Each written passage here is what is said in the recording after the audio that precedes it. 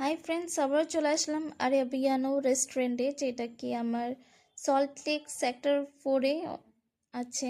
এখানে সবাই আসতে পারেন। আমি জাস্ট ভিতর লোকটা দেখুন, অসাধারণ, খুবই সুন্দর। কিন্তু খাবার দাবার একটা ছোট্ট রিভিউ দিতে চাই। এখানে স্পেশালি মান্থলি এইসব পাওয়া যায়, কিন্তু আমি এখানে খেতে আসছি, অনেকের মুখে শুনেছি অনেক ভালো। শিয়ালদা, হাওড়া এইসব জায়গায় বড় বড় জায়গায় আছে, বিগ বড় বাজার। কিন্তু সল্টলেক সেক্টর 4-এ যেটা আছে, এখানে আমি খেতে এসেছিলাম। আমার কাছে সো লেগেছে, বিকজ এখানে আমি আপনাকে বুকলেটটাও দেখাতে পারি।